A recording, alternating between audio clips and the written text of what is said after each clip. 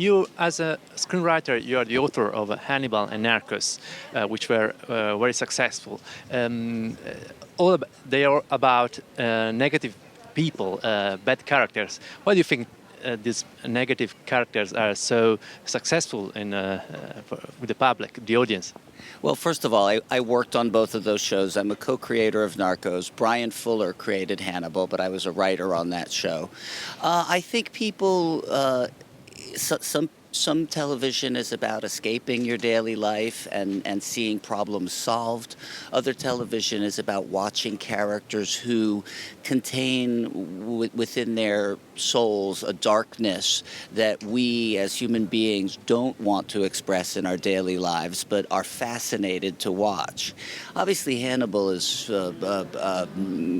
highly fictional in the sense that he eats people and that's his stock in trade. And so there's a kind of grand guignol horror aspect to that I think viewers, a certain percentage of viewers, find interesting. With Pablo Escobar, he is a figure who, I think people only perhaps knew by name, but the fact that it's a true story and what he did is a matter of public record. I think people were very interested in seeing that unfold. I think they were interested in watching this incredible actor, Wagner Moura, play the role. They were interested in the fact that the show was both in English and Spanish and also was shot entirely in Colombia. But I think at its core, we like to watch expressions of the darkness that we may have a little bit within ourselves. So how about your current projects? Right now I'm in New York City. Well, first of all, I'm in the most beautiful country on earth, Italy, and one of the greatest cities here in Rome. And here at this MIA festival, which is quite an honor to be invited to. But I'm living in New York City right now, and I'm shooting a project called Godfather of Harlem, which is the story of the collision of the criminal underworld and the civil rights movement in early 1960s Harlem.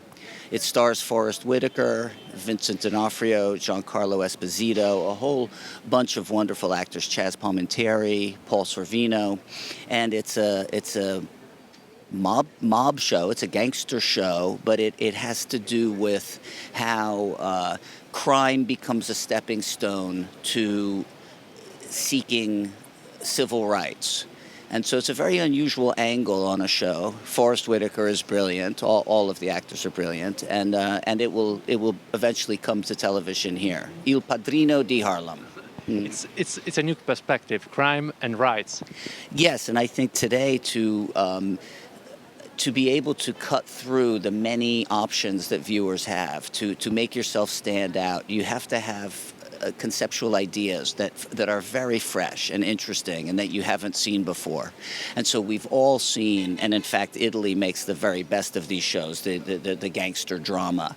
But we've seen them all, and we've seen them in every different way, shape, and form. And so in order to be able to do that genre, which I love, I had to try to find a fresh angle on it. And believe it or not, the association between criminals and the civil rights movement is much closer than one would think. It's not something you read about in the history books, but I think if you watch the show, you'll see what the connections are.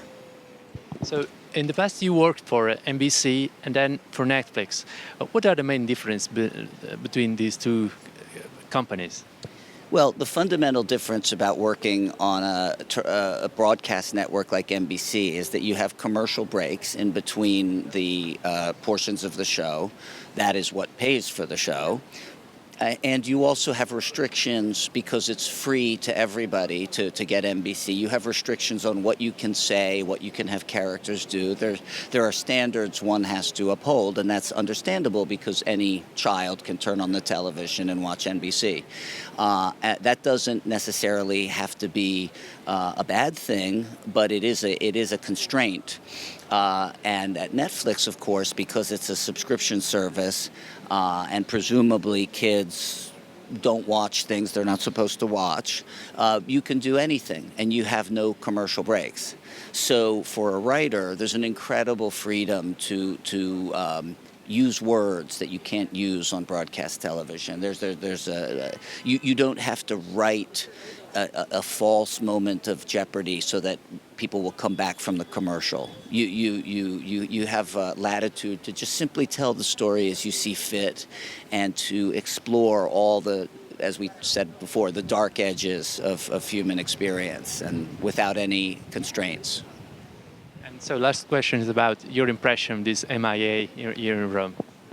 Well, if you just look behind me, you'll see my general feeling about being here in Rome. This is a great festival. I came last year and met wonderful people. I will say that the Italian television that I've seen in the past year has been superb. Sabura. There was a show I saw in competition at a festival in France called Il Miracolo, or The Miracle, that was extraordinary. I mean, equals anything that's being done on HBO or Netflix in America. So I'm finding that the quality level of filmmakers here has always historically been very, very high. But what's happening now, I think, is that the Italian market is understanding the desirability of 10-episode or 6-episode show production, where the production value is very high, where the shows achieve global interest as opposed to just local. They sort of call it glocal. It's it's shot here, but it can go to a global market. And I think that there are very, very good things happening in Italian television. And so this conference celebrates that, and I'm privileged to be a part of it.